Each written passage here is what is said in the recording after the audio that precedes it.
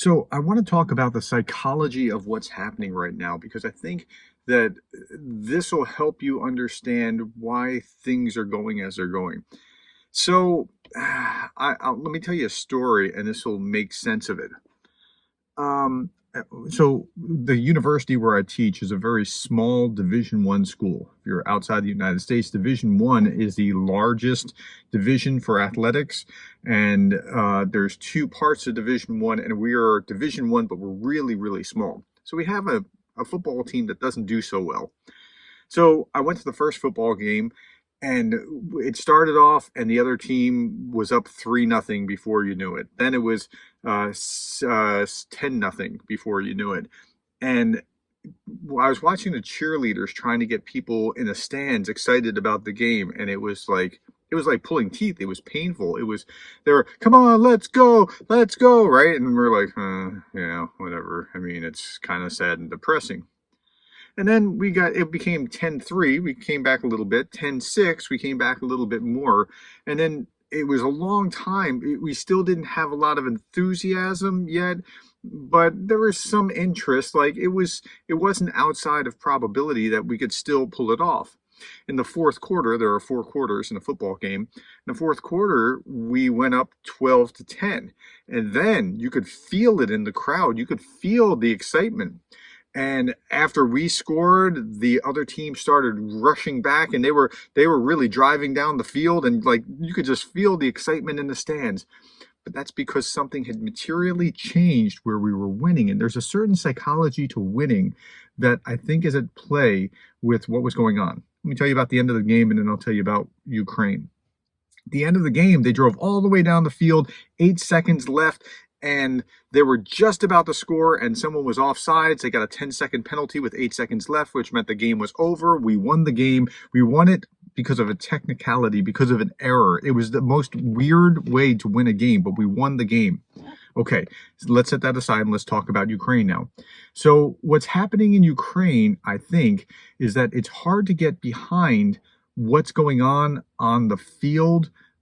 I mean, like the counteroffensive is very slow. It's hard. There's no breakthroughs. It's hard to get excited about, barely any progress every day.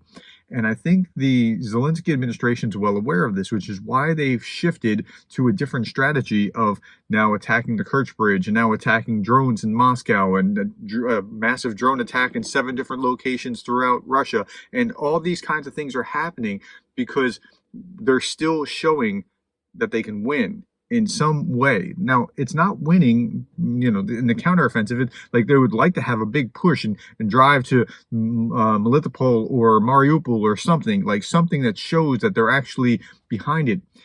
When they're winning, support naturally raises because this is the human condition.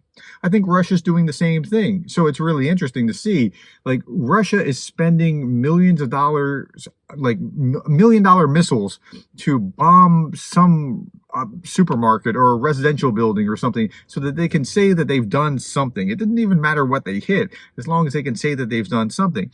What does Russia accomplish on the battlefield in the last 6 months? 8 months. I mean, it was last July, August when they had their last great advance, and that was Severodonetsk and Lysychansk. And so now they don't really have much to show for what they've done all the rest of this time. And it was the Wagner group that actually took Bakhmut, not the Russian Ministry of Defense. So let's say that they've claimed Bakhmut as their own victory.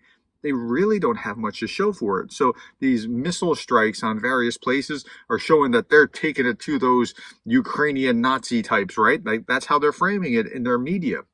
And so they are in the same place because it's all the human condition. It's all human psychology.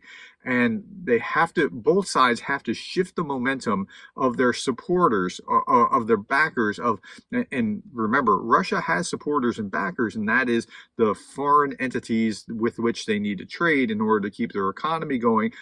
Africa, parts of Asia, India, who certainly is behind them, all these other countries to keep things flowing so that they they can keep their economy robust, just like Ukraine has Western partners that they need and they're dependent upon for the weapons supply, the flow of both men and not men, but material and information and intelligence and those kind of things. So they both have to keep that human element of, go team going on either side. And I think that's a helpful way of thinking about why certain things are happening as opposed to just fighting it out on the front lines. All right. I hope that helps you. And if that was helpful, please give me a like or subscribe. I'll be back tomorrow. Thank you for your time, the shares, the subscribes, the coffees, and thank you for being the kind of person that cares about Ukraine.